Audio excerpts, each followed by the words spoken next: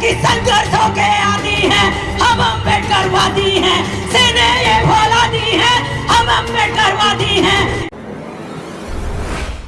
बहुत देर से ये बात आ रही थी कि शांत जी ने ये किया, शांत जी ने वो किया। तो जहां तक मेरा अपना छोटी सी बुद्धि का मानना है, तो हम किसी व्यक्ति विशेष के कामों का यहाँ जिक्र नहीं करते। आदमी महत्व नहीं रखता, आदमी के काम महत्व रखते हैं। हम बाबा साहेब की जब बात करते हैं, तो बाबा साहेब जब हमें 6 दिसंबर को छोड़कर चले गए, तो इस दुनिया के अंदर उनके पीछे इतनी भीड़ रही कि अभी तक संसार के अंदर किसी के पीछे इतने लोग इकट्ठे नहीं हुए। कारण कि उन्होंने इस देश के अंदर शोषित, पीड़ित, वंचितों को उनके हक अधिकार दिलाए। किसी के लिए बाबा साहेब उनके पिता बने, किसी के लिए बेटे बने, किसी के लिए गुरु बने, किसी के लिए मार्गदर्शक बने। ठीक बाबा साहेब के मिशन को आगे बढ़ाते हुए बहुत सारे लोग यहाँ ये बात कर रहे थे कि बाबा साहेब का सपना पूरा करना है। बाबा साहेब का सपना शांति स्वरूप जी ने पूरा करने के लिए काम किया था। नहीं, बाबा साहेब जी कभी सपना की बात नहीं करते थे, बाबा साहेब भी संकल्प की बात करते थे। और बोधाचार्य शांति स्वरूप जी भी अपने आप में एक संकल्प थे। उन्होंने बाबा साहेब के उस छूटे हुए काम को, जो उन्होंने जाना कि अगर इस दुनिया के अंदर ये बुद्धिज्म दोबारा आ सकता है, ये शोषित, वंचित, पीड़ित परिवार जो बिखर रहा है, अगर उसे एक मंच पर और एक ताकत के रूप में फिर से व्यवस्थित करना है, तो यहाँ पर फिर से हमें वही काम करना पड़ेगा जो पहले मनुवादियों ने खत्म कर डाला था, यानी कि यहाँ से बौद्ध साहित्य को खत्म कर डाला था।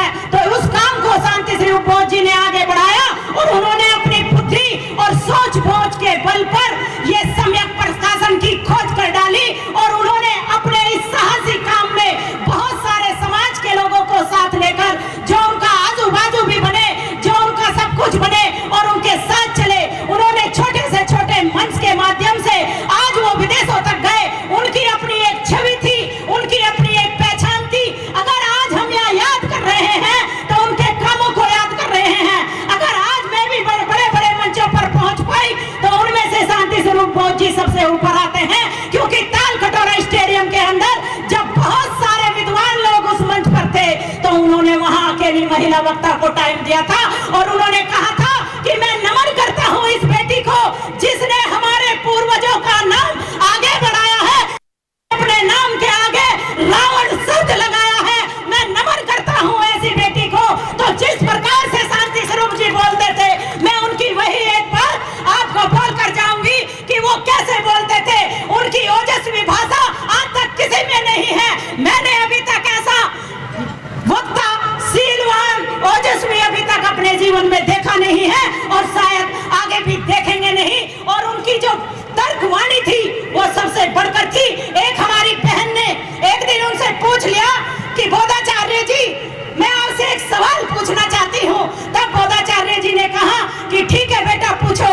तो उन्होंने बहुत ही गजब का सवाल पूछा और वो सवाल आप भी सब याद रखोगे।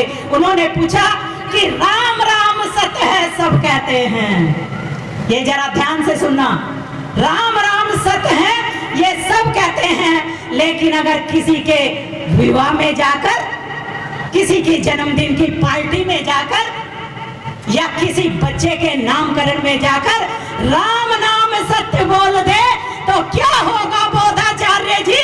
जब राम नाम सत्य है, तो फिर मुझे आपसे इस सवाल का जवाब चाहिए। तो पहले तो वो हंस रहे थे और कह रहे थे कि बेटा तुमने कहाँ का इतिहास फाड़ दिया है। और आज वो इस तरीके से उस इंटरव्यू में बात करते हैं। मैं कोशिश करती हूँ आपको कि वो कैसे बोलते थे। और उन्होंने कहा कि बेटा आज आपने इतिहास उखाड़ दिया है, ले चलता हूँ तुम्हें पीछे के पन्नों पर, और वो मैं अपने बचपन की बात तुम्हें बताता हूँ। और उन्होंने कहा कि मैं जब स्टूडेंट था तो हमारे स्कूल में एक बहुत बड़ा फंक्शन हुआ और उसमें एक बहुत बड़े विद्वान को वहाँ मुख्य अतिथि के रूप में बुलाया गया। और मैंने जब मेरा नंबर आया तो मैंने कह दिया कि मैं सभी जितने लोग आए हैं उनके लिए सम्मान व्यक्त करते हुए आज जो हमारे बीच मुख्य अतिथि जी आए हैं, मैं उनके लिए श्रद्धांजलि अर्पित करता हूँ। ये बात उन्होंने, ये बहुत सोचने लायक बात है। उन्होंने शांति स्वरूप जी ने जब पढ़ते थे ये शब्द यूज कर दिया वहां मंच पर, उन्होंने कह दिया कि मैं सभी के लिए सम्मान करता हूं और मैं मुख अतिथि जी के लिए श्रद्धांजलि अर्पित करता हूं। तो जैसे ही ये शब्द यूज किया गया वहां हड़कंप मच गया और संत जी कह रहे थे बेटा मेरे ऊपर गालियों की बौछारें होने लगी, लेकिन मैं डरा नहीं।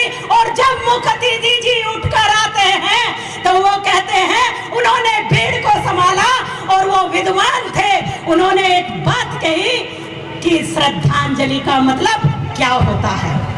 आज मैं आप लोगों से भी इस शब्द का मतलब जानना चाहती हूँ। ये मैंने श्रद्धेय बोधाचार्य शांति स्वरूप बोध से ही जाना कि श्रद्धांजलि शब्द का क्या मतलब है। उन्होंने बताया कि श्रद्धांजलि शब्द का मतलब है कि हम किसी के प्रति श्रद्धावान हैं, हमारी श्रद्धा उसके लिए है, हमारे मन में उसके लिए सम्मान है।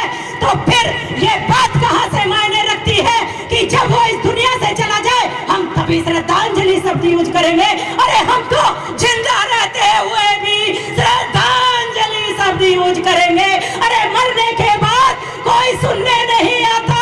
ये संत जी के वचन थे तो उन्होंने बहुत सारे शब्दों को हमें बताया कि हमें क्या क्या शब्द यूज करने हैं। तो कोई अगर एक दिन मैंने भाई बालक राम जी को भी कह दिया था कि भाई बालक राम जी अमर रहे, तो भाई बालक राम जी कहने लगे कि नहीं ये तो मरने के बाद होता है। मैंने कहा नहीं, आप अब भी अमर हो और मरने के बाद भी अमर रहोगे।